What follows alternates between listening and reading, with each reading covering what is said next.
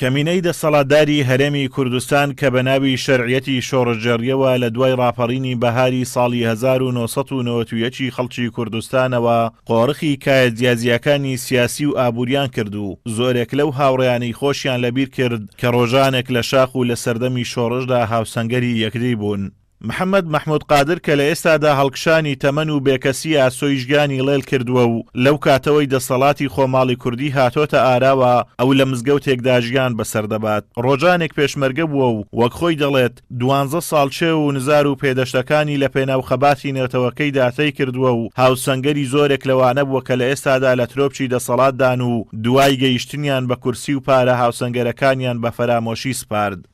ناو محەممەد مەحموود قادر خەرچی ئاکۆوامە حەیب نەبی بۆ 25 ساڵ ئەمن لەو مزگەوتەی خزمەتم هەیە داکوبام لە مێژە مردینی کچکۆکە بووم بەهێتی نییە گەورە بوویمە ئەمشی هۆلێ هات هەردوو لە پێشمەرگایشم 12 ساڵا کردێ لە چێلچێلی ئی کوڕەک ناوەلە هیچیان ئاساد نەکرد عیب نەبی ناویشم نوویسی لە کنەوێندانا بوو هاوی بوویە تەنەکەی زوبری وەڵاهی داوە کاریم هەیە دەگەر عیب نەبی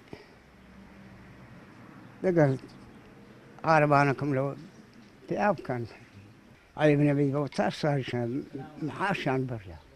نەبوونی خانی بەساڵاتوان لە دەڤەرەکەش یەکێکی ترە لە ئاریشەکانی بەردەم ژیان و هەڵکشانی تەمەنی مامە حەمە و جگە لە سووچی مزگەوتێک هیچ داڵدە و شوێنێکی دیکە بۆ پشودان و حەوانەوەی ئەو پیرەماندووە لە سنوورەکە بوونی نییە. لایەنە پەیوەندیدارەکانی ناوچەکەش پاساوی نەبوونی شوێنێک بۆ بەساڵاتوان و کەسانی خاوەن پێداویستی تایبەت بەوە دەهێننەوە کە نایانەوێت هیچ کەس بیر لەوە بکاتەوە خزمەتی دایک و باوچیان نەکەن و ڕادەستی خانەی بەساڵاتوانیان بکەن.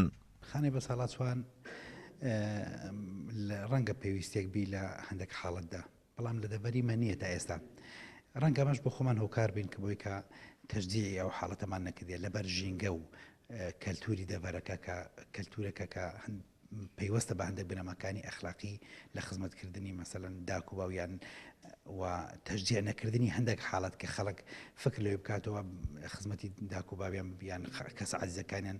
بە شوێنێکی وا ڕاستپێرن کە حکومەت بە خێویانەکە حاڵەتی وا هەبووە لە هەولێر